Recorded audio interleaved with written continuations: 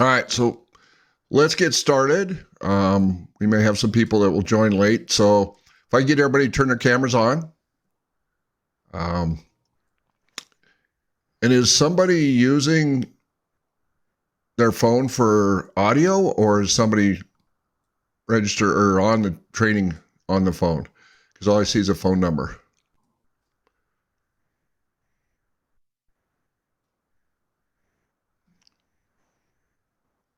It's an 843 area code. I'm not sure who that is.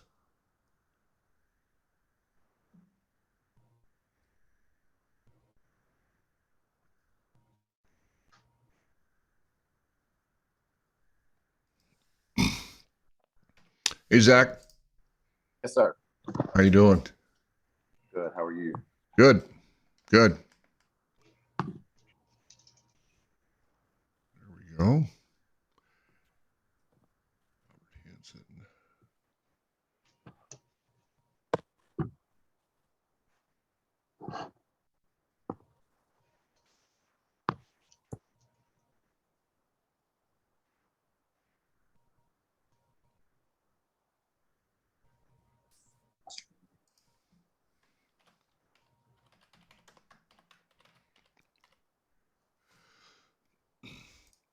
All right, so let's get started. This is the Production Team Roundtable. And what we do in these roundtables, this is your chance, your forum to kind of talk about, and I'm going to make a list here of what's working and what's your biggest challenges. And then we'll go through that list, and as a group, we'll have a discussion and we'll talk about solutions. So really it's about everybody on this call or on this meeting helping each other get through some of the challenges they're having or some of the difficulties they're having. It's not necessarily coming from me. I'll moderate it, but it's going to be from you. So what I'll do is I'll share my screen.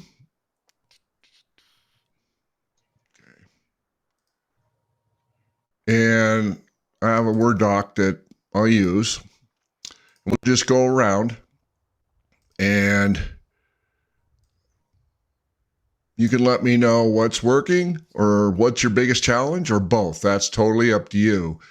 And then we can discuss those. So let's start with Tom. I'm going to start with you first. Do you have anything for what's working or your biggest challenge? I would say our biggest challenge is we want to see if there's someone on here that could that has a good pre-con checklist that they're using for roofing and siding. There still seems to be like a communication issue, between us, sales, and the customer. And we just want some ideas on who's doing what and how they're communicating it to the customer. Okay. So a way to improve the communication. Yes. All right. Let's see here. And anyone out there that's using JP, um, uh, just a little bit of feedback on how they're using it as far as when they have a job that has multiple trades on it. Um, you know, any kind of info about that, that'd be great. Okay. All right. Jason, what's working or what's your biggest challenge?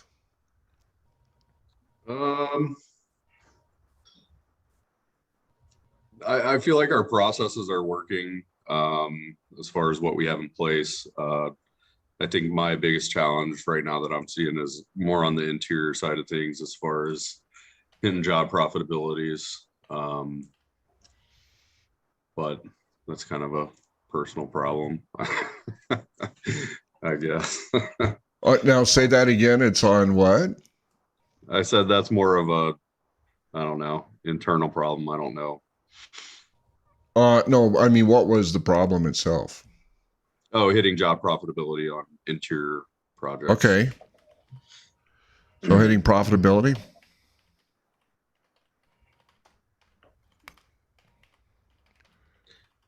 Exterior, we're good. Interior. Okay. No, I think that's an excellent topic. Do you have anything else that you want to add, Jason? No, I'm good. Okay. Peyton, what about you guys from Woods?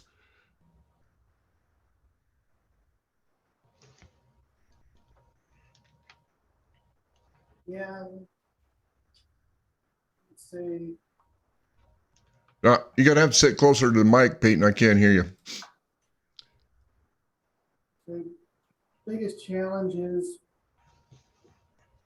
well, we had some staffing problems. So the people who knew the program, you know, either got sick and they were out of work, so we had to fill in so our processes were built up. So ours is, you know, getting more staff and keeping up with the checklist processes.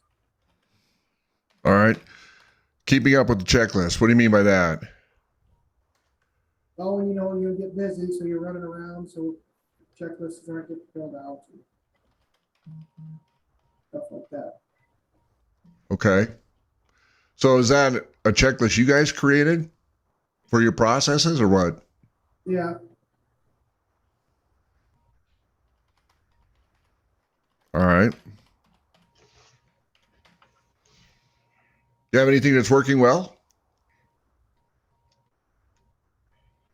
well, our office is working pretty well, getting caught up and keeping a list, keeping projects and creating files and just a matter of processing them. Okay. All right. So Ray, let's go to Team Estueta. How you doing, Troy? Good. How are you? I personally have a couple of challenges, and Okay. actually this as well. Project, when a new project comes in, how is it distributed within the PMs? Zip codes, municipalities, an up system.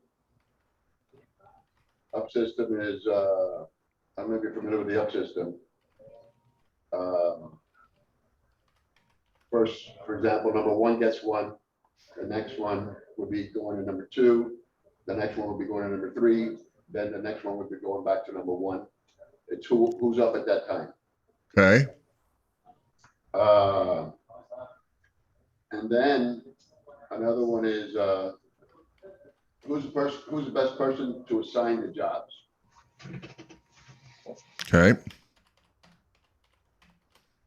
Good. You have one? Jenny? Okay, so when it comes to job costs, how can I say, should it be done in once the job starts or after we're done with the job? For job costing? Yeah. Okay.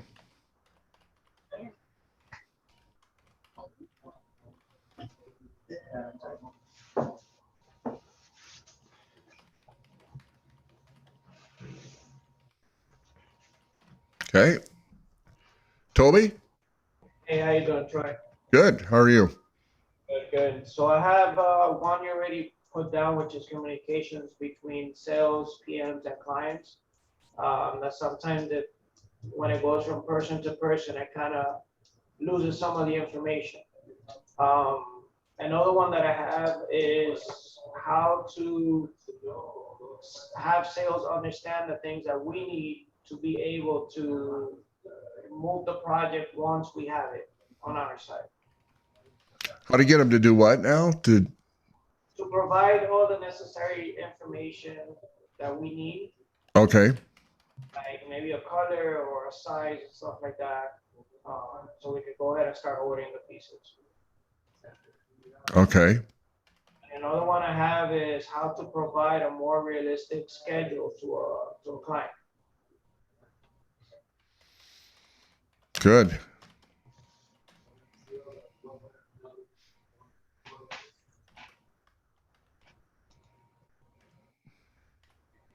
I'm not the world's fastest typer, by the way.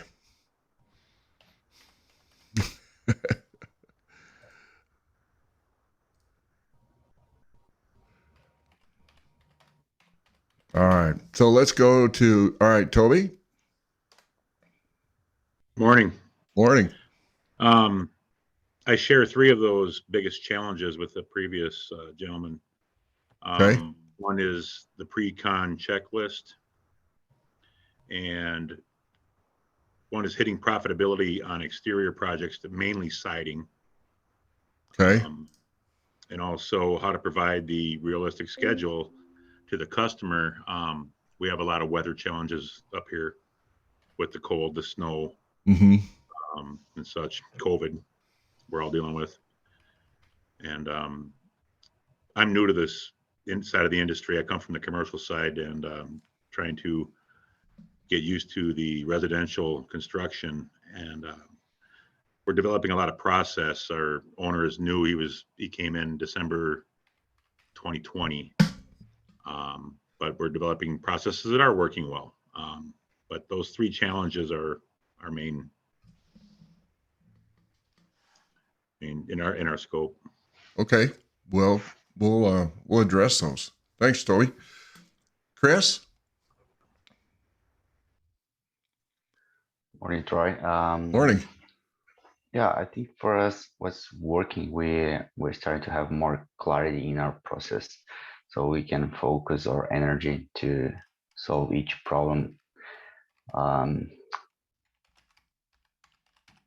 every time, instead of going in a lot of places to try to solve everything at the same time, and it doesn't work.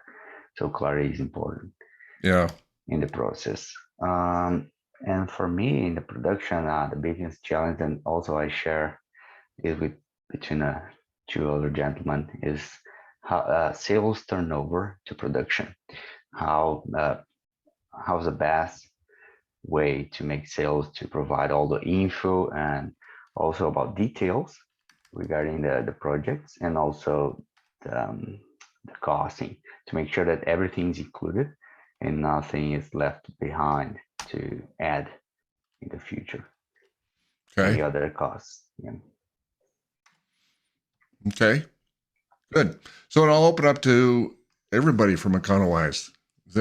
Does anybody else have something different? Sylvia or Leslie? So I'm Sylvia here. My role in sitting in here today is not so much a challenge, but to understand, I can get some better clarity for myself around what the specific challenges are, so that I can support the processes that Chris was talking about. So I work quite closely with Leslie and Chris around developing, resource allocation and clarity in the procedures. So it's really good to hear what these challenges are, that they're quite similar. That helps me to better understand. So that's why I'm here. Okay, awesome. Thanks, Sylvia. Yep. Just real quick. Yeah, I'm just absorbing, seeing if there's any magic bullet that we can get from everybody. But yeah, thank you. Okay. Amber? I'm kind of like them. I'm just kind of here to observe and kind of see what we can learn and all that fun stuff. Okay. All right. Jim? How you doing? Hi, Troy. Pretty good. This is the first time I've sat in on a roundtable, and I'm just trying to become more involved with everything that CCN has to offer here. So we're at our company, we're making this year more of a effort to get in on all of the conversations that are had to learn from everybody. Okay. Our biggest challenge coming for most of last year, everything kind of went pretty good. And then we had a hailstorm, and then sales start coming in way more than we can handle the flow, right? So sales are coming in files faster than we can, not only we producing, but there's just a backlog. For us, our size of company, when sales brings in 200 roofs in a matter of a month and a half, it blows up the system, right? Everything turns to chaos. That's what happened to us in October, November last year. We got through it and we have a bunch of work on the board for this year, but we have to focus now more on our processes with going back and getting started on the right foot this year with handing off from sales. Our thing is handing it from sales to production, and the communication between our own office people is from admin to sales to production when it gets super busy, to make sure that the processes still get done. And then not redlining everybody. So our big thing last year was I didn't want to redline everybody because we went a couple years with just everybody working so much. We're trying to get the processes down that we get a bunch of stuff done in an efficient manner. And then our employees can go home at night knowing they got something done and they're not all stressed out. That's, as an owner, that's what I'm looking at from my production part, is to make it more streamlined and not give our managers too much to do so that they're not redlined. So that's what I'm trying to focus on this year, Troy. Okay. Well, we'll talk about that a little bit. So I'm glad you're on here, Jim. Greg, are you there? Yes, Troy, I am here. Greg Roon with Contract Exteriors, production manager. We also got, I believe, Zach Hicks in here. He's a new project manager we just brought on. Okay. One thing that I wanted to put on the biggest challenge list is scheduling crews for multifaceted projects. As you know, we do a lot of hardy siding, decking, railing, windows, doors, stuff like that. So the scheduling of the crews and keeping them busy back to back to back. That's pretty much what I'm trying to get ahead of. I like to get like 2, 3, 4 weeks ahead of the jobs, and keep them up to the schedule at least 4 weeks out. Right now we're kind of week to week. I think we need to get ahead of that. Okay. So that would be one of our biggest challenges. Our processes work very well when utilized. Kind of want to hint that at our new project manager there. Yeah, so that's something that is working. But yeah, scheduling crews for multi-service projects is one thing that we would like to get a better handle on. And like I said, I'd like to get further out on that schedule too. Okay. Thanks, Craig. So, thank you. Zach, let's go to you next. Anything that you want to add? As far as the processes, everything seems to work well. The only thing I'm really seeing, in my third week, communication between sales and production is hazy at times. Okay. But other than that, my short tenure here hasn't created a lot of challenges yet. Okay. That's a common one. So, Jordan, are you there? Yes, I'm here. Good morning. Morning. So I'm relatively new, not to the industry, but as a new project manager. So my challenges that I've been facing have been more so getting accustomed to the crews we run and trying to gain their trust, especially as like not only a newer person to this area, but a younger person in the industry. But yeah, so I don't have as much input on the challenges that everybody's facing, but mainly here trying to diversify my information on what you all have to say and how I can possibly overcome some of these issues. Okay. All right. Sounds good, Jordan. Thank you. Robert, are you there? I am. We're with Trinity, by the way. Me, Jordan, and Sergio. Okay. I think a problem that we're focusing on this year, anyways, is firewall.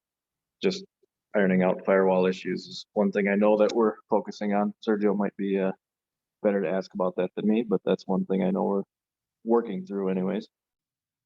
Okay. Are you having some specific issues on the firewall? I don't know that I would say specific, I guess, just kind of general work on the process of it. Right. Yeah. And that's, I don't know if you were here when we first started, but the next production mastery training is February 15th through the 17th. I'll be doing that training, and we cover the firewall pretty well in there. So that might be something that you guys can plan on getting somebody on that training to help out. All right, Sergio, did you have anything you wanted to add for what's working or biggest challenge? Sorry, I was kind of late for this meeting. So just overhearing some of the stuff that Robert brought up, it was the firewall, and what we're working on, it's just getting the, I guess our everyday issues are the misordering stuff or missing items, I guess. Okay. So yeah, I wrote the dates down for the next meeting. So I'm looking forward for that. See how we can improve it on our end. I Okay. guess. Yep. Well, we may hit that during this session as well. Okay, so good. I think this is an awesome list. And whenever I do this for any of the roundtables, the biggest challenge list is always much bigger than what's working list. So, but I think it's good to come on these roundtables and share what's working with other people, because that can help them out just as much. But let's jump into the biggest challenge. And let's start with one that there's several people that want to kind of figure out. And so a couple different people said getting sales to provide the information in production, or lack of information from sales to production. That handoff. So I guess what I want to do is open it up to, if that's working well in your company, what are you doing specifically in that process? Does anybody want to share that?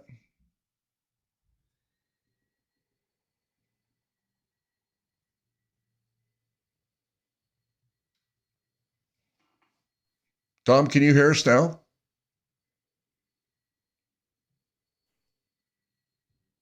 Tom?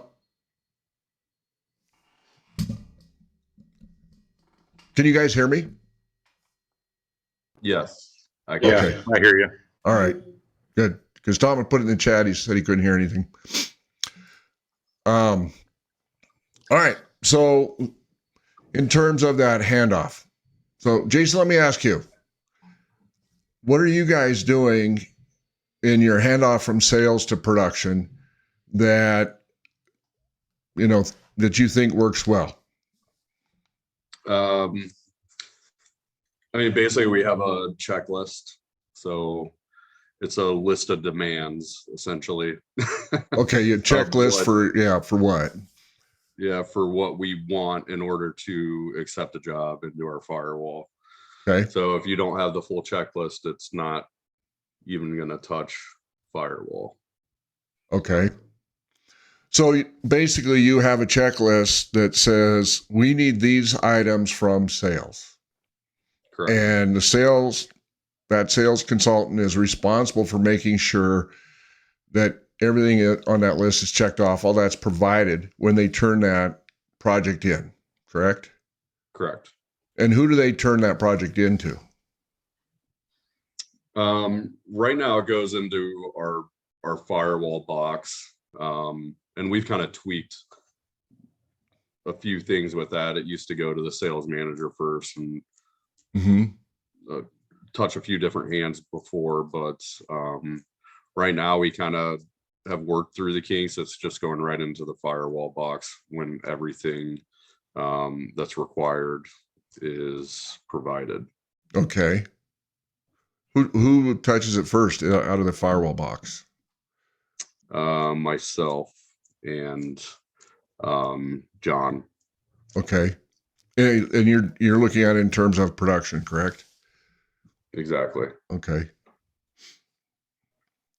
And then if something, so you pick it up and you're looking at it, if there's something that's on that list that's not there, then what?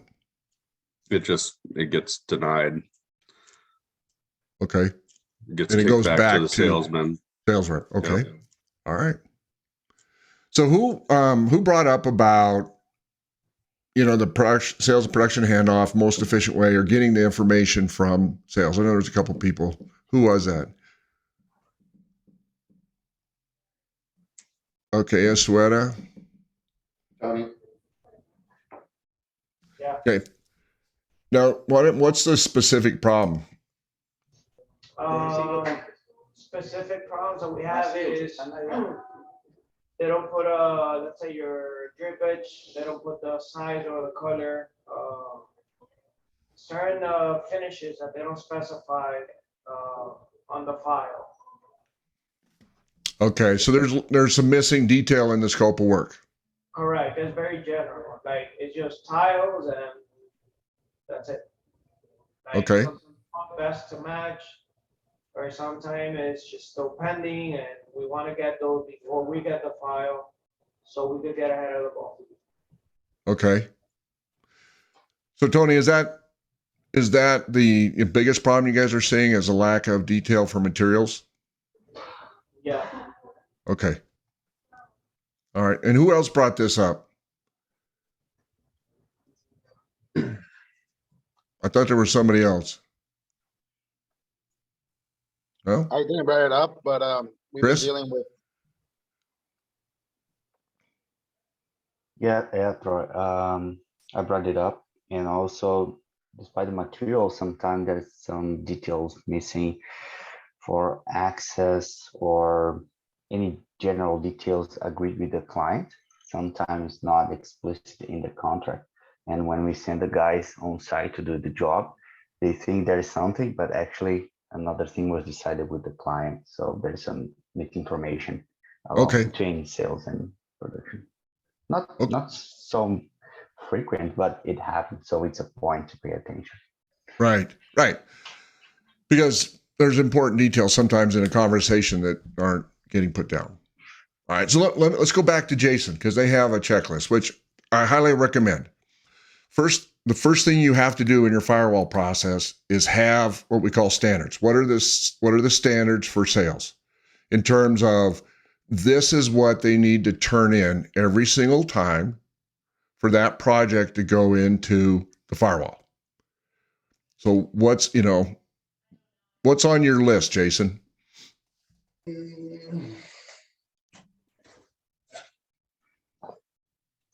Let me try and find a list. But I mean, it's the essentials, like having an order for every trade. Like it just dumbs it down. It's just really the simplest form of things that are necessary. Mm-hmm. Pictures, obviously. Hold on. Troy, if you can give me a minute, I can actually read. Sure. No, that's fine. So, and what Jason's saying is true. You got to have pictures. All right. Pictures are cheap. So you got to have pictures of, if it's exterior, pictures all the way around the house. What does access look like? What's the landscaping look like? Fences, hills, any of those things. But in terms of the work order for the trades, he's talking about what's that scope of work? What's the scope of work for each trade? And in your scope of work, there has to be a breakdown of materials and labor, because that's how the budget is built, right? And part of the materials and labor has to be colors, styles, and grades. Those things can't be left out or left open for interpretation. And so in your standards, when you have materials, they got to put colors, they got to put styles or grades. If it's different grades or different options, hardware, doors, any of those types of things, especially with windows, there are going to be a lot of different options. Interior modeling, the same thing. but the colors should be there.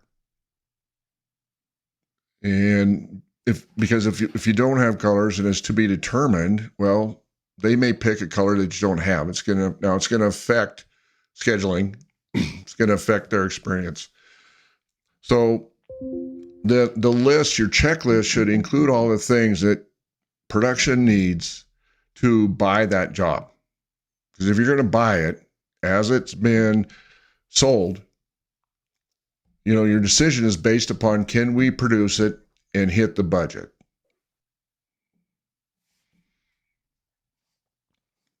And so that has to be determined right up front. You can't buy something if you don't know what's involved or if it's vague. I found it, Troy, but Okay. I don't know if you've moved it on or not. No, go ahead. What's on your checklist?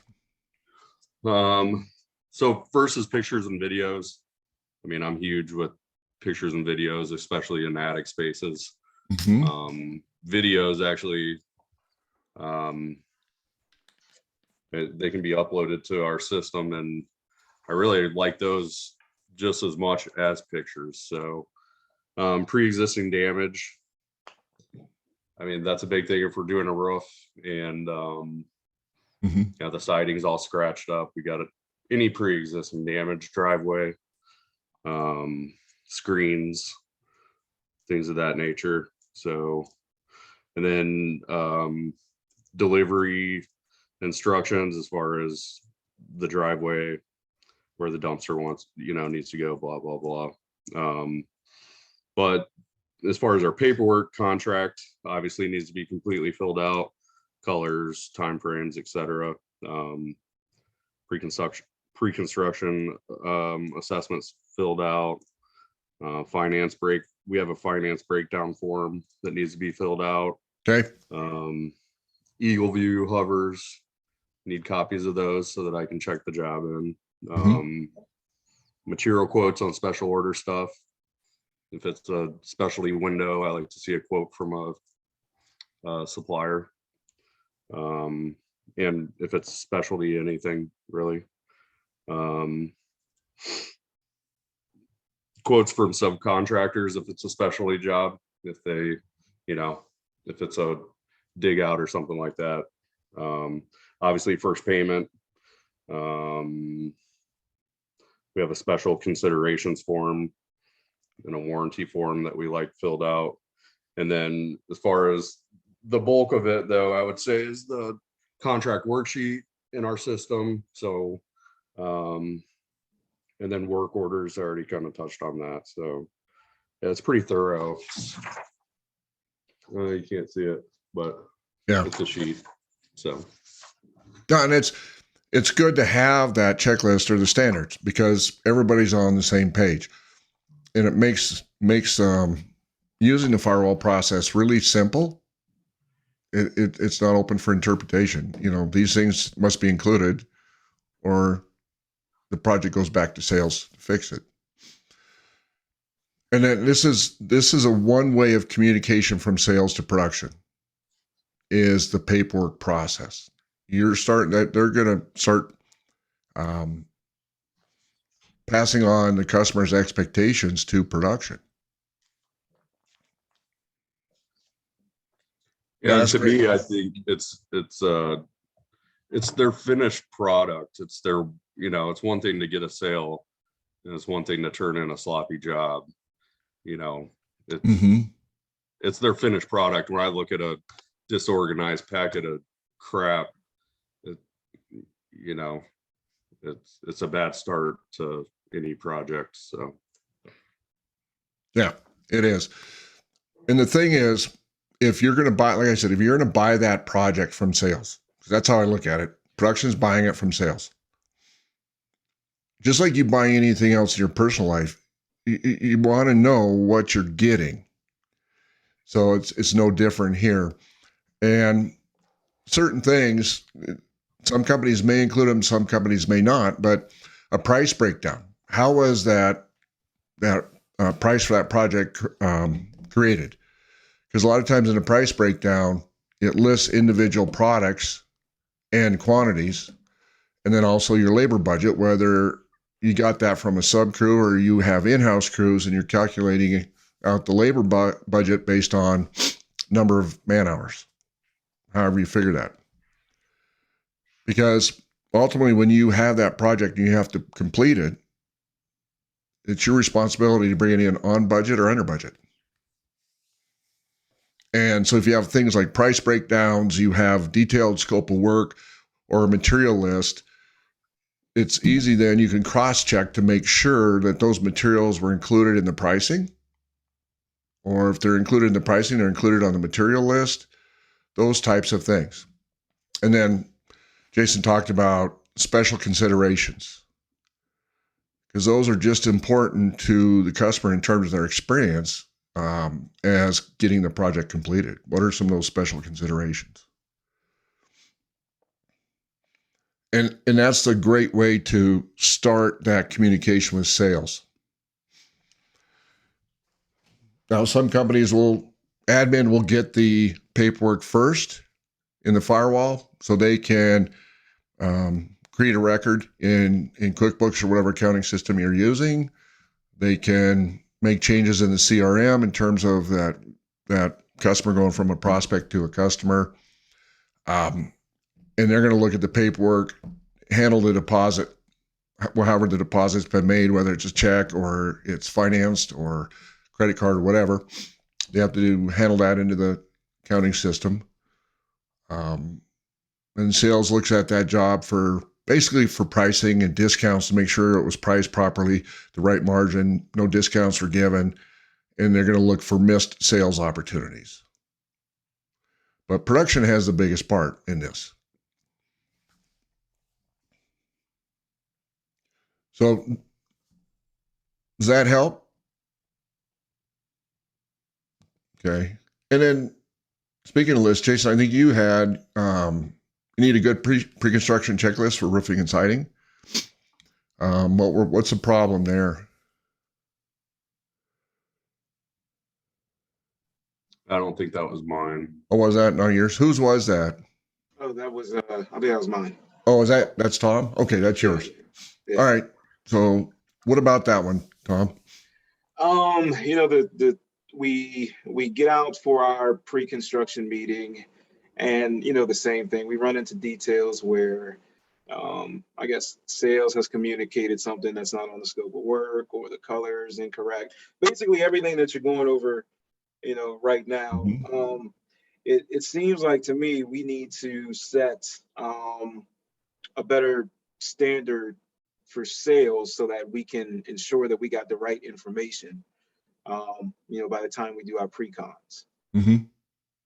And that's really where we're struggling. At least, for the last 2 months, it just seems like every single week on these big jobs, we keep running into the same situation over and over and over again. And then it gets to a point where the homeowner is finger pointing between the salesperson and, the salesperson and the customer are finger pointing back at each other. Like, I didn't agree to that. Well, yes, you did. And then, here's production here at a standstill until we get this figured out. Yeah. So do you guys have a firewall process? Are you using a firewall?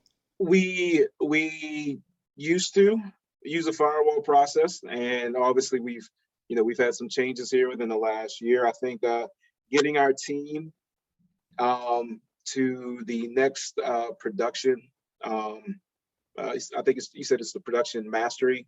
Yeah. I think that's what's necessary after getting the feedback from everybody. It seems like we could really use a refresher course on that. Yeah. We got away from it. Well, that's the thing. The firewall really is a firewall. When you think about firewalls in construction, it's to stop the spread of fire, right? Yeah. Or slow it down. Firewall in your company is there to protect you in terms of the company, you as a production department, and also it's there to protect the customer from bad projects. And that's really the start of it, because that's where you want to eliminate those issues and figure things out, improve the communication. You don't want to do that in front of the customer. Yeah, pre-construction. So, and you know, it starts with some of the things we talked about, and I go into that much deeper in the training for firewall. All right, so there was a couple on. Well, let's see. Let's go down the list here. Scheduling. How to provide a realistic schedule to customer.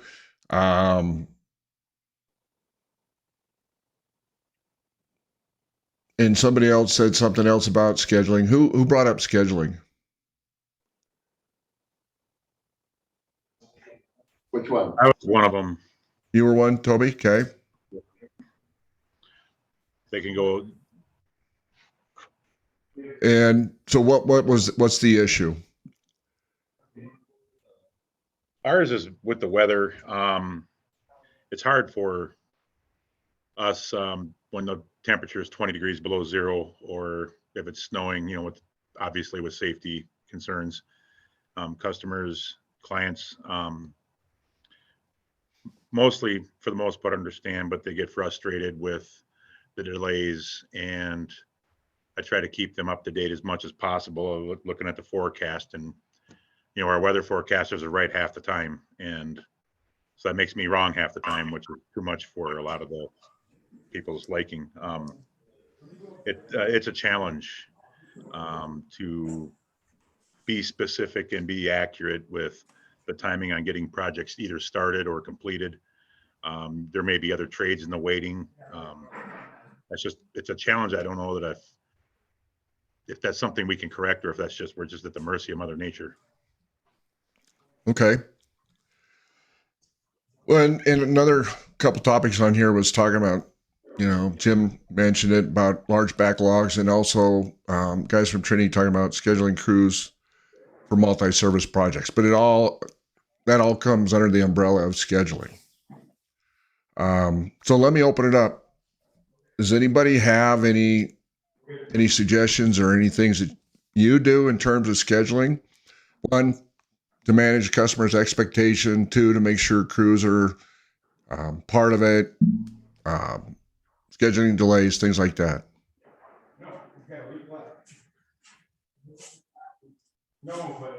We have an issue also in Miami, which is weather, which affects the scheduling.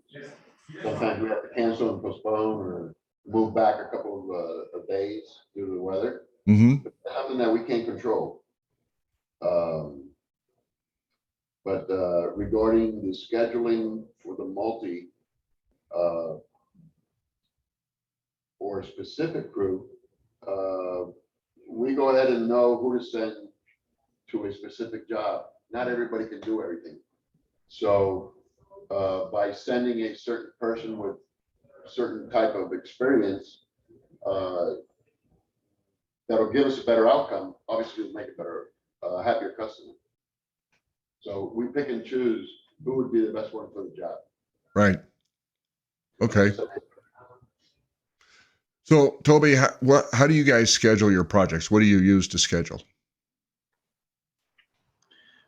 I use an Excel spreadsheet, and we actually have a board Okay. and calendar. We kind of go about all three, and you know, I try to. Our backlog on siding and metal roofing can be out a little ways, but you know, in the summertime, there's also issues, you know, challenges with weather as well. Excuse me. I do my best to try to communicate with the client that there's delays. I mean, you got a backlog, you got to kind of talk to everybody because everybody's in line waiting. It's just, I don't know. I would like to just, if there's other people that have the same challenges, how they deal with that. If anybody's got any kind of ideas and how to, like the previous person just had mentioned, put the best person on the job. And that can be a challenge as well, especially we're kind of short staffed at the moment. Mm-hmm. It's finding help's a little tough too. Good help. Okay.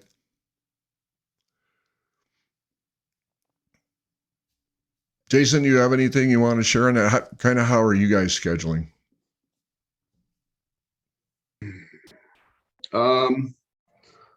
So I feel like the exterior part of things are a little bit easier, but we have an Excel spreadsheet that we've designed. Amber's on here. She's kind of the brainchild behind that. But I'm not gonna lie, it's it's always been a challenge to give somebody an exact date, right? So I think one of the biggest things that we've kind of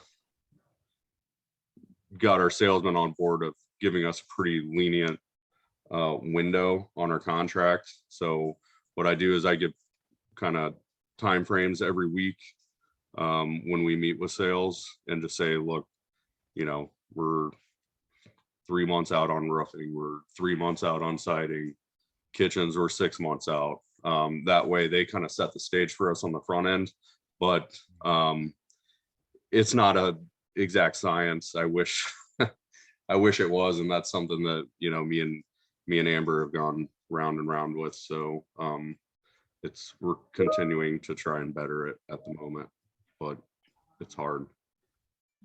Yeah. Tom? Yeah, I mean, we know that we are, you know, a couple of months out on siding, or, you know, we're like a month out on roofing. So basically sales kind of, you know, set that tone with the customer up front.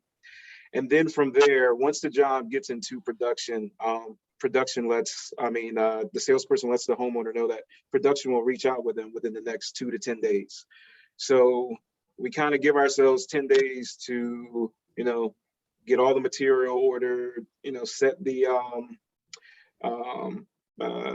the, you know, subcontractor, if it's going to be in-house, we set all that and get that straight.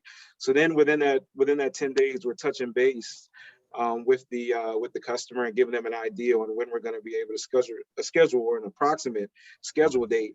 And within that time frame, one thing that we realized is that what we weren't doing right was we weren't, you know, touching base with the customer enough. So let's say they are, you know, 6 weeks out.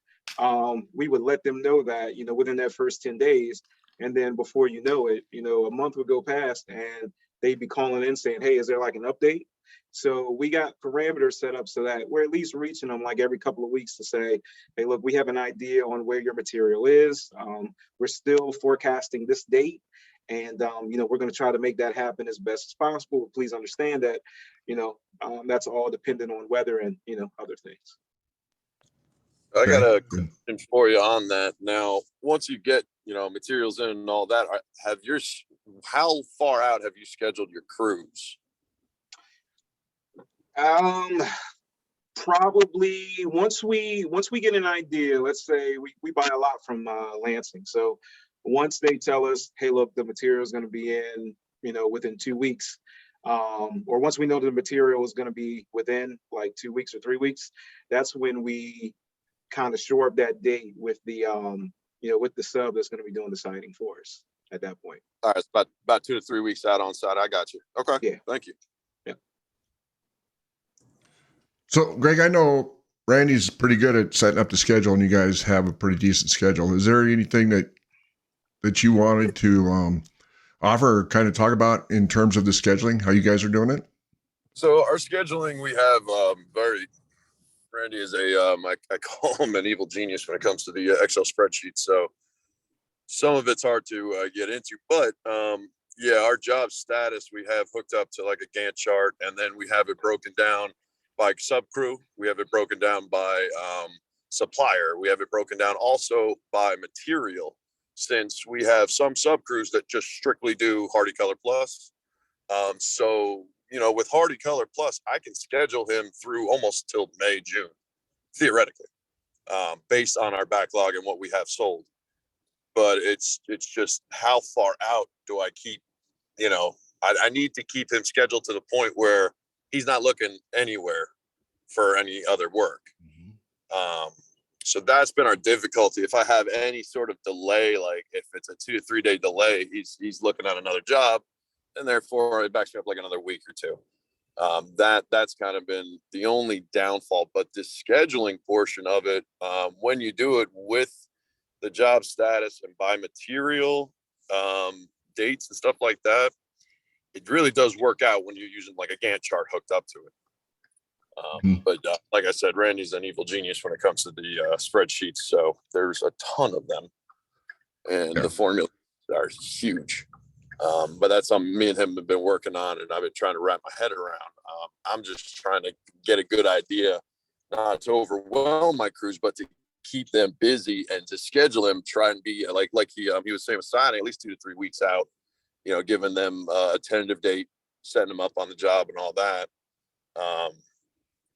But, you know, I'm trying to do at least trying to have 2 starts a week with 2 project managers. That's 4. But when it comes to James Hardy, it's like, you know, I got to get more crews too. I think that might help some of the scheduling issues. But it's just keeping the one crew busy because they're so good at what they do, and trying to, you know, keep that schedule tight. That's just been, I mean, that's been really hard, obviously, with everything with material delays and everything that's going on. But that's just been the main issue. But yeah, the scheduling software that we use with the Excel spreadsheets, you know, and hooking them up to Gantt charts, but using also the materials as a scheduling has been a lot easier than just, you know, looking at it by job and all that. You got to schedule the materials when they're coming in. And that's been a lot easier for starting the jobs. It's just continuing and job after job after job, keeping them lined up has been my issue. Mm-hmm. Yeah, yeah, great. That's great, Greg. Appreciate that. Yes, sir. So, you know, there's so many things that are involved around a schedule, right?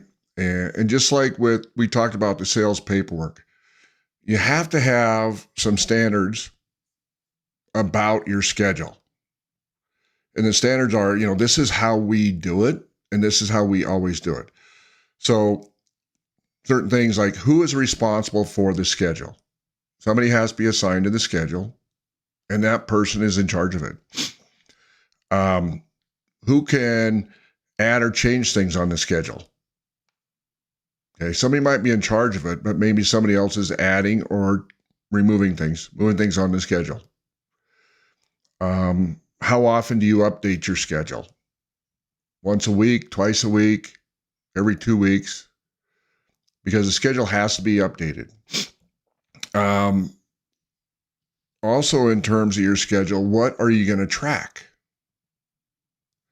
Because I believe in your schedule is more than just scheduling projects. It's managing resources of the company. You are, because you're managing labor, materials, customers, suppliers, accounting, finances, all that. All the resources of the company should be managed by the schedule. You have to figure out what program are we going to use? What is our schedule going to be made up of? And how easy is that to use? And how do we you know, set it up to manage these things? And how effective is it when you have delays, weather delays or delays caused by crews going longer or materials, you know, any of those types of things? How easy is it to, you know, do your schedule, to change it? And for a lot of people, they don't want to put all the projects on a schedule because when you make a change, you have to manually do it, and it's time consuming. Greg talked about having a Gantt component. Having a Gantt component to your schedule means it will automatically move things forward and backwards based upon where you're at currently. And then, you know, how do you structure the schedule? Do you have meetings around the schedule? Those are all things you need to figure out, because scheduling is a huge part of production. In my training, I talk about it. If you look at production as, or even your company as a body, the schedule is the heart. It's what's taking care of the whole body.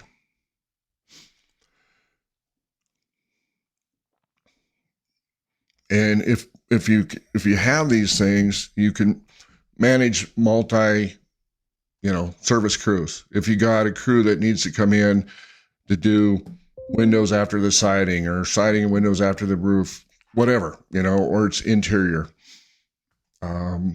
you're able to schedule all those crews.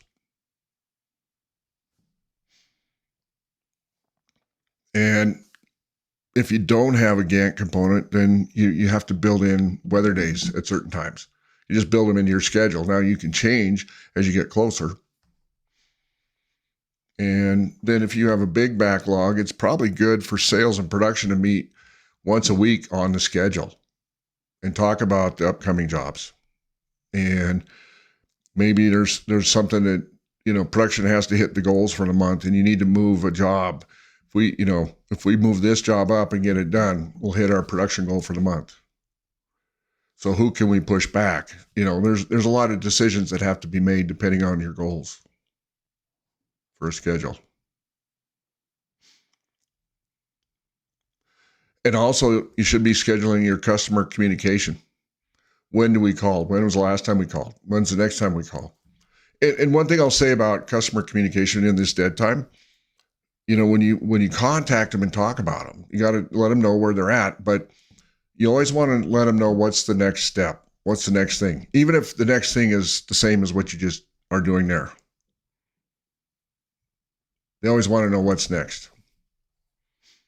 If it's waiting on materials are ordered, windows are being made, they're being shipped, cabinets are being shipped, whatever that is.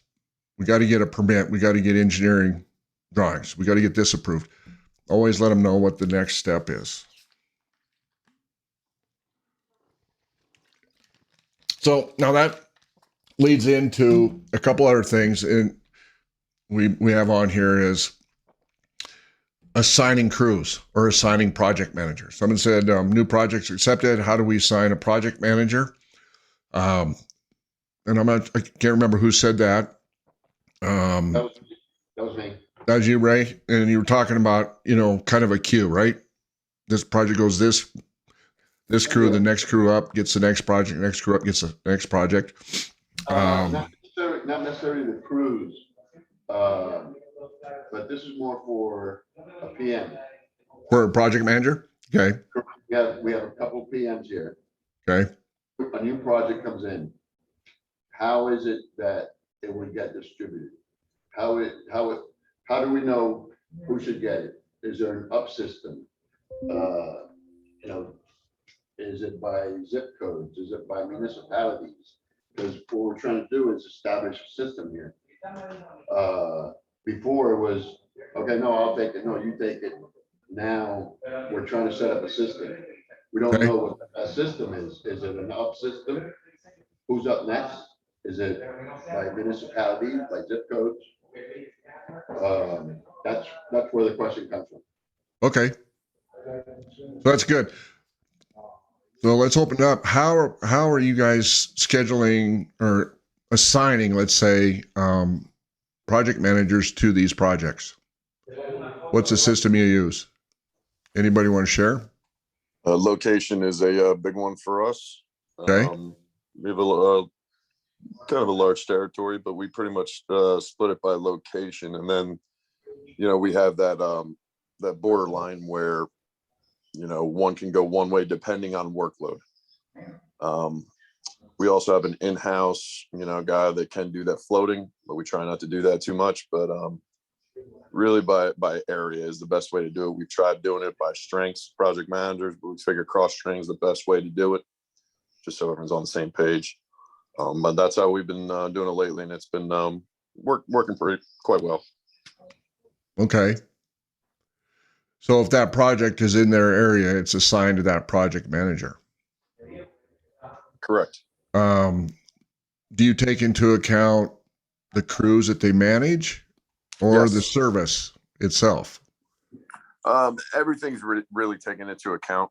Now, if additional help is needed, that's where a production manager can step in, or a project manager that does not have as many jobs. But that's what we try and keep on the level is they're running the same amount of jobs, trying to keep it to, always 2 a week and all that. But mainly it is due to territory, I'd say that. Okay, good. So Jim, how are you guys assigning crews to your projects? It's kind of next up, like, we assign, like Ryan will do, basically it's a relationship with the crew. So Ryan works with Manny and runs Manny's crew regardless of what type of project he's working on. And also certain and types of jobs also. So Ryan will run all the gutter jobs, retail gutter jobs. It's just a gutter job, no roof involved. So he's in charge of all of those jobs plus roofing, and pretty much runs the same crew. And this year I ran a crew, a couple different crews. And we found that there's some personality conflicts sometimes with the crews and the project managers, right? You get a hard-headed sub crew that knows it all. And sometimes there's a conflict of, personalities there. So we kind of manage that sometimes too. With everything that's going on, we take that into consideration if we're going to have a project manager work with a certain crew. And then then there's certain jobs that I'm just going to do myself because of complexity. If it's a high-end steel job, I'm going to run that job. If it's a high-end wood shake job, I'm going to run that job because I'm going to be on the roof making sure, right? It's just where I'm at in my life. And that's kind of how we do it. Okay. Well, I think that's important when you're looking at assigning project managers for jobs, right? It's how they were, how do they run those crews? Any conflicts, but also experience level. I think experience level is a big thing to consider. So depending on how complex that project is, like what Jim is saying, and also kind of how many projects are already assigned to them. It's easy to over assign projects to a project manager or a crew itself. So there's a lot to go into it. Jason, what about you guys? How are you guys assigning your project managers? Excuse me, for our PMs, it's kind of easy. I have 2 exterior PMs and 2 interior PMs, and it's just kind of a every other type of deal. So, obviously, if depending on skill sets, if it's a job that is a better fit for somebody, I'll make exceptions. But for the most part, I try and keep them their workload as even as possible. Okay. So does it matter what the product is being installed? Not really. I mean, yeah, they're pretty well versed. So if it's exterior, it's going to be, they're both good enough to where I can give them a window siding job, roofing job, gutter job. It doesn't matter, multi-trade. So sometimes I will team them up. I'll do 2 PMs depending on the complexity of the job. But yeah. See, and part of scheduling, one of the important parts of scheduling is assigning the best crew to that job, not necessarily the PM, but it's assigning the best crew or the right crew for that job, depending on what that job entails. What's the product being installed, maybe its location. But you always want to maximize or create the most efficient process. So that's why you got to match up the right crew for that job, the best crew. Now the PMs are a little different. There's maybe some different criteria you want to take into account when you're assigning a project manager to that job. And some of it is the same because you want the best project manager to that job. And another consideration I think you have to take into account is the customer. You know, the types of customers we see. There's different personalities, different types of people. Is that project manager going to be right for that customer? You know, to create the best experience. So I think there's a lot to really, you know, going back to it, Ray, is there's a lot to consider when assigning project managers. Yeah, Troy, and the reason of my question was, if you're familiar with Miami or Dade County, we have $200,000 homes and we have $5 million homes. Mm-hmm. And we work for all the different values. And obviously our PMs are on AWOs, which is an extra kicker for the pocket. So if we do it by territory or by zone or by zip codes, obviously one's gonna get the rich area, the other one's gonna get the poor area. That's why I didn't say anything before because I wanted to hear everybody's input. But that's where my question comes from. If we should probably consider an up system, wherever it falls, if it falls on the south side, if it falls on the north side, because my question comes from being able to make an additional money through the AWOs. Mm-hmm. So that's where my question came from. Right. And that's another consideration to make because I think, you know, that's a big consideration in terms of them having a chance to earn money, but also you got to think about it in terms of the project and the customer's experience. Correct. You know, is that person going to be the right person for that job based upon the project and also, like I said, on the customer, because we have different types of customers we deal with. Okay.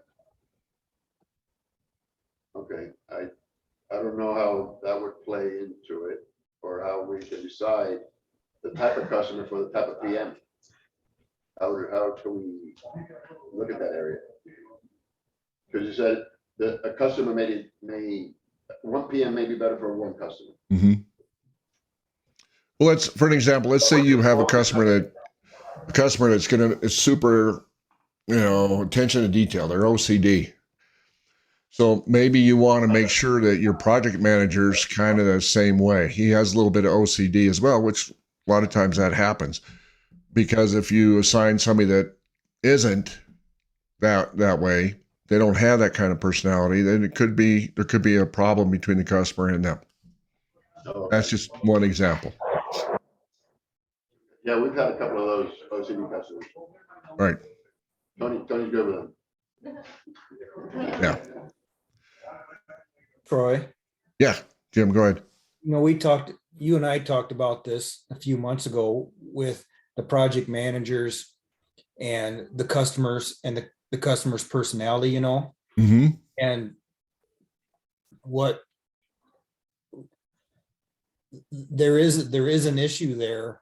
If the project manager just goes about his day to day and just being himself, okay, I'm this way, whatever that way is. And then they run into a customer who's not on the same vibe, they clash. Mm-hmm. And what we're trying to do is we call them Ken and Barbie here. If it's Ken and Barbie, my 21-year-old daughter can run that job, right? She can actually go run a cookie cutter, tear off, put back 40 square job. Okay, without even getting on the roof, the crew's going to do it. But the project manager needs to be the project manager that can see that customer blowing up beforehand and knowing what that personality type is and really having that on being conscious of that customer throughout the whole phase of the project. Mm-hmm. I know this might be off topic here a little bit.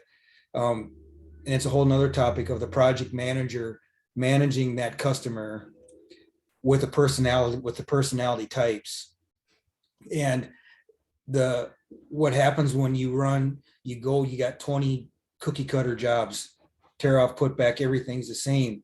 The only thing that changes really is that customer and that customer's personality. Yeah. And the project manager can just go on autopilot, and then all of a sudden we have a blow up over a cookie cutter job. And really it was a personality conflict. Something wasn't communicated in the right tone, the right speed, enough time spent, enough conversation had.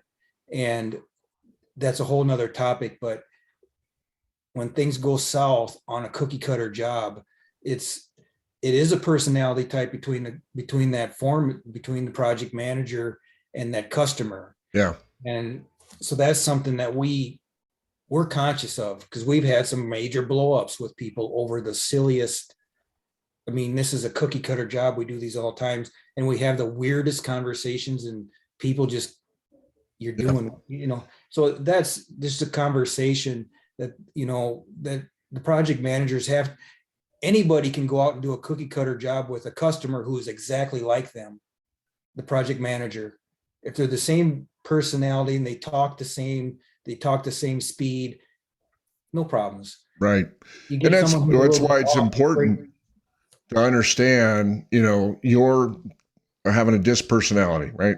Whether you're taking flight or something else, understand what that person's personality, and also training them how to talk to other people. But I mean, that's could be a consideration. I'm just saying it may not be for people on this call besides Jim, but it is a consideration to make sure that your representative working with that customer is going to be able to manage that customer and manage the expectation, the communication, all those things, so there's no problems. And it could be just training your people on how to interact and communicate with different personality styles. So we're running out of time, but let's get to another one here. Want to get to hitting profitability on interior projects, and then somebody said also on siding projects. Who was the interior? Was that Jason? Was that you? Yeah. Okay, and I think Toby said siding, or maybe somebody else said siding, but Yeah, that was me. That's siding. Okay, so let's talk about hitting profitability on jobs. And what's the problem, Jason, with that prompted that? It's again, so I mean, our exterior side it's primarily subcontractors. Our interior projects are custom kitchens and baths. I run in-house crews. Essentially, I kind of already know the problem, that my in-house guys just aren't as motivated as sub crews when it comes to speed and getting the job done, right? So it's just tough to hit profit margins when I'm running my in-house crews, whether it's speed or what. So I'm playing the game right now where I'm starting to introduce some sub crews to my interior projects, which is helping.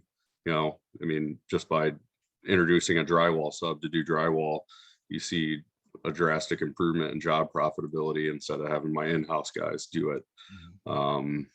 So I don't know if it's a laziness thing or a lack of motivation or just a milk the clock thing. I don't think it's that, but it's a relaxed thing.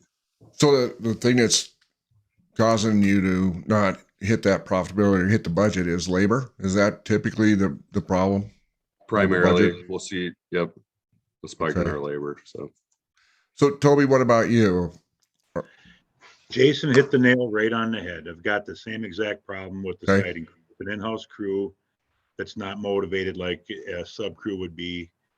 And it's also the same. We run 2 in-house crews on our windows and patio door installations. Had a sub install 1 in 3 hours. Would it take our guys 7? And they were cleaned up and in and out of there. And with the cost, with the sub burdens, I mean, it takes the pricing model has to change, and it's usually going to you know, you're gonna take a little bit off the bottom line, but I know I'm trying to decide if we're gonna head in the direction of going with subs a little more versus our in-house crews. But yeah, the motivation of our siding crew, it just feels like we're spinning our wheels sometimes, and we're taking 5 weeks on a 3-week project. Okay. Right, Troy, Yeah, Ray, go ahead. in our last Zoom meeting, we were talking about our issues with in-house people versus subs. We do roofing, we do repairs, and we do re-roofs. Basically now, all our re-roofs are subbed out, and we're only working in-house on repairs or specialty projects, such as maybe custom gutters or something like that. And obviously, it's a lot better now for profitability. Okay. So if they're considering it, take a jump, try it. We were hesitant, but we're there now. Okay. Good. Thanks, Ray. So let me ask Jason or Toby, either one of you, what have you done to try to motivate the crews, or what have you done to try to minimize the fact they're going over budget? Yep. Oh, go ahead, Jason. Tim. No, go ahead. Well, I was going to say right now we're kind of working on it's essentially a labor hours accounted, and being transparent with that with our crew and make sure we hit that weekly. Right now, you know, instead of just a pulse thing like, oh shit, we're getting close to the end of our hours. It's such a simple thing, but introducing that to the crews and being like, this is the hours that we had budgeted, and this is where you're at, essentially. Right. Okay. And what we're trying to do, we're trying to take the labor up a little bit to motivate the crews, but my fear is that we're just trying to match their speed. You know, they need to be held accountable, and there's got to be a new expectation set. I don't know. We want to be careful we don't price ourselves out of jobs, but at the same time, right now, it's hard to find a good sub up here right now, decent subs that aren't busy. Everybody's kind of, they're all booked up, you know, a month out or so, and we've got projects coming up I'd like to get rolling. Well, you said something, Toby, I think is important. You said trying to hold them accountable. How are you holding them accountable? Well, they haven't been held accountable under the old regime. Rob, the owner, he's on vacation today, but he and I were trying to come up with a set of standards to hold them to. You know, me being new to this, to the residential side of things, it's a lot the same, but it's different. There's a lot of things that I don't 100%, I'm not 100% educated on. And well, let's go back to your commercial world. How did you hold them accountable? You probably worked with a lot of subs, right? We did. And it was I knew the timing of things. I knew how long things were supposed to take. I'm still getting that gauge down right now on the residential side, so that you know, and Rob's the same. You know, he's been here about 6 months longer than I have, but you know, together we're trying to come up with a set of standards to hold these guys to. And you know, there's a formula that's been used all these years. This company's been around 35, 40 years.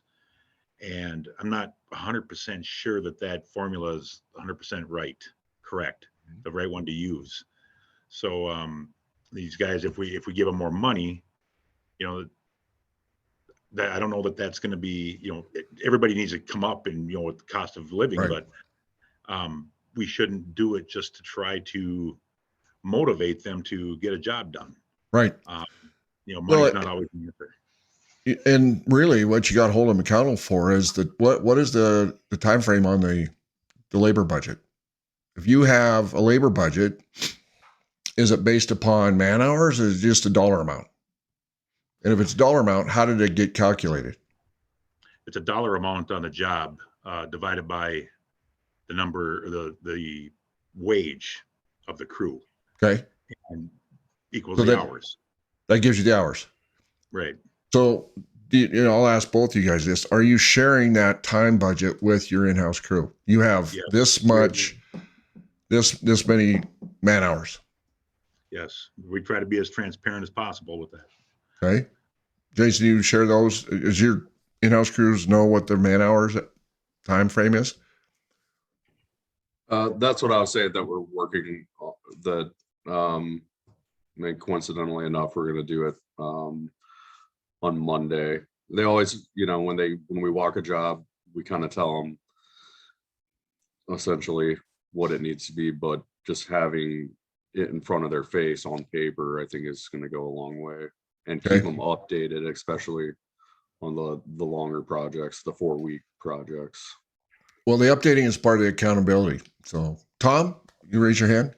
Yeah, I was gonna say, for one thing that we're trying to tinker with this year is our crews. Every work order has a approximate labor hours on it for each job, and so what Jay and I are talking about is possibly, just like you said, incentivizing the crew somehow, some way. They're all hourly guys, and if they stick to the labor hours and they come under within a week, then we're going to figure out some sort of bonus to give to those guys if they are under the labor hours. So. Okay. All right. Thanks, Tom. Sergio, you have your hand up? Yeah, I guess I heard somebody else. We don't have any inside crews, but I think this is a pretty good idea. Was the you give them the total amount of, everybody has their gauge on how much or how long a job would take, and so what I heard was that if you could probably incentivize them as saying, okay, this should take 32 hours if you do it, or 40 hours, and if you do it within less, then you get Friday off or Thursday off. Try to motivate them, not essentially just with money, but just saying, hey, you're gonna have a longer weekend, if you will, by saying this should take 40 hours. You're gonna get your 40 hours, but if you're doing less time, the rest is yours, basically. And apparently that seems to work for some other companies up here. Okay, cool. Thanks, Sergio. So the thing about it, your labor budget is like a goal, right? And anytime if you want to accomplish a goal, you got to know what the goal is. So when there's a labor budget, that's what you've agreed upon. That's how you bought that job from sales. So now, prior to that job, you're going to have to sit down with the crew and say, we have X amount of time, labor time in this job. I need you to make sure you plan and you're efficient in how you run your job or how you do this to make sure that you hit this budget. And we're going to track it. Because another part of hitting a goal is to be able to track your progress to see if you're on course or off course. So you have to track it. And it may be that they report to you daily what they got done. So you can track that.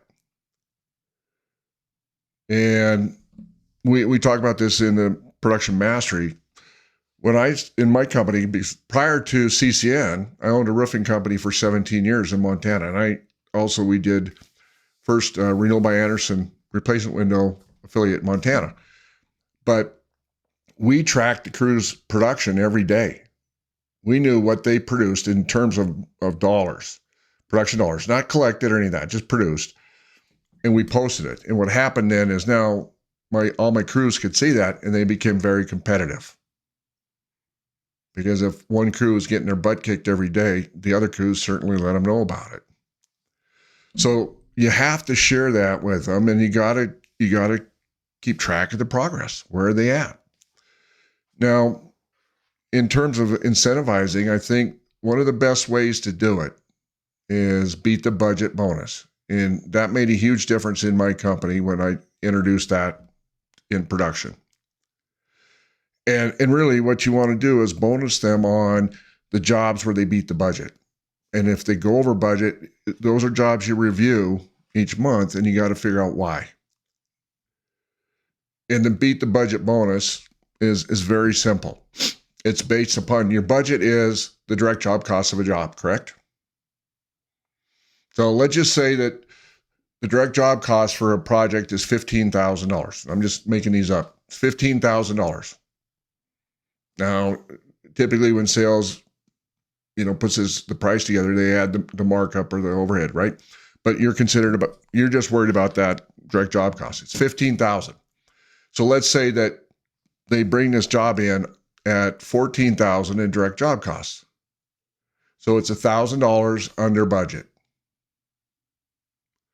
34% goes to the company, 34% goes to the crew, and 34% can go to sales.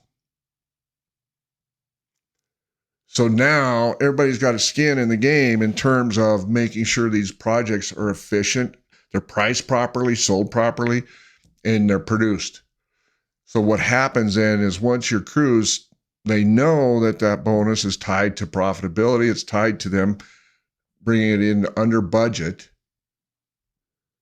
to get their money, then they start paying attention. When I did at my company, we weren't wasting materials that used to go to the dump are getting returned, reused. And I would, if it was a half a roll of underlayment, partial box of flashing or nails, they could turn it in and get credit for that because it helped us in tightening up our job costing, for one. So we'd give them credit for half. Then I would give that back to them and they could keep for free. It was free. So now as they moved on, they started using those materials on jobs. And so it helped us save money on materials. Those things used to get thrown away because they were trying to get, under budget. Now, if they go over, you don't take it away, but you do review it. You have to review it. Why are we over? Was it priced right? Was it estimated right? Was there materials used that we should have charged for additional work orders? Did we take too long on the time? And you want to review those. And that's why the company always gets 34% when you go under budget. It's to help you offset the times they're over. But I think that's a great way to incentivize crews, and you pay that budget or you pay that bonus once a month. So share the goal, track the goal, and then bonus them on coming in under budget. So does anybody else have a comment on that? I know, I think that's a great idea. That's something I'm going to share with Rob when he gets back in town. Yeah. Okay.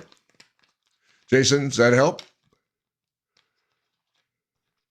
Yeah, absolutely. I tried that like 2 years ago and it kind of got lost. So that's a great thing to revisit. Thank you. Okay, good.